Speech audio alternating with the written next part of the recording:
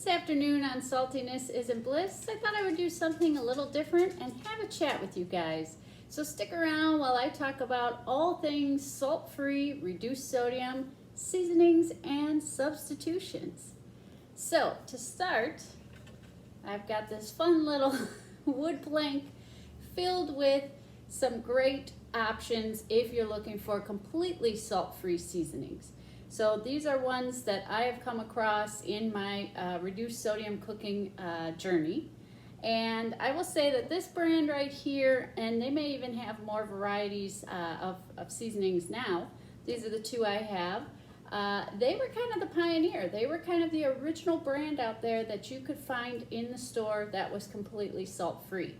Thankfully, since then, a lot of other brands have come along, or a lot of other varieties and versions of spices and seasonings have come along that are also salt-free. And the reason I put pepper here is because we're so used to, traditionally, salt and pepper are always, you know, the staple on the dinner table, staple in the kitchen, and the combo that always goes together when cooking. The great news is you can cut out the salt. Just eliminate, get rid of the salt, but still enjoy all the flavors and addition of flavor that pepper adds to your dishes. So again, these are just a select few. I think this was the pioneer. Okay, so moving on now to some other great options that are not seasonings and spices. We have this one for starters. So this is just a fantastic alternative to soy sauce. Looks, tastes, and smells exactly like soy sauce, and just a fraction of the salt that traditional soy sauce has. Here I've got a great option for bread. This is a reduced sodium bread that has 50% less sodium than a traditional loaf. Sorry for the sticker here, that's kind of right in the way of that label that we're looking at. And right here, I've got some great broth options. So back in the day, broth, bouillon cubes, those were always kind of the way we went as far as cooking, and they always had just boatloads of salt in them. So it's great to see that how far broth and different broth options have come to offer us some great reduced sodium or almost salt-free options. So first we've got our beef stock. It does say unsalted on the front. Always check that label because there is still salt in here. It's just a much lower content than traditional beef broth. Over here we've got a 70% reduced version of chicken broth. So that cuts our salt down tremendously. And I have just discovered bone broth. Not sure if this is brand new on the market or just something I was unaware of. Came across this and I'm thrilled that this cuts the sodium from the reduced sodium chicken broth down even more. So we go from 140 milligrams for 1 cup down to 95 for 1 cup. So it's amazing, like I said, how far these things have come and how many varieties and options we now have in the grocery store that we didn't used to.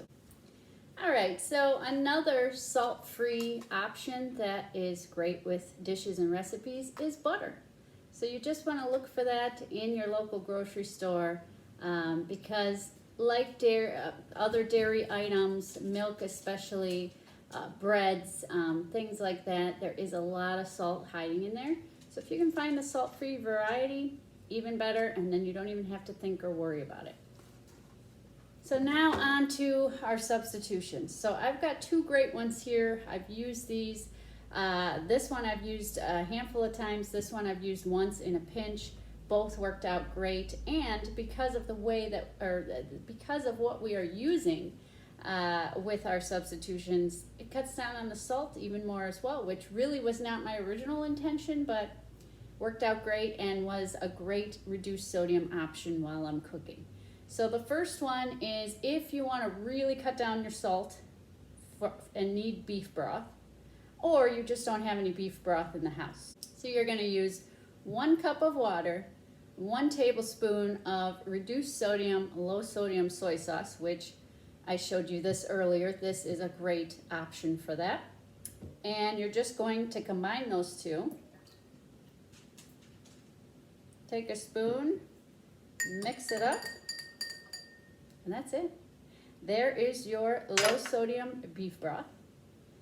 For my other substitution, you will use heavy whipping cream and lemon juice.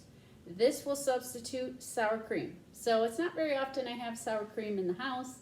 I was making my cheeseburger soup, which you can check out on my channel if that sounds tasty to you today. And I needed sour cream as my very last ingredient that I add in there. Didn't have any, so I was able to use heavy whipping cream and lemon juice. It depends upon how much you need.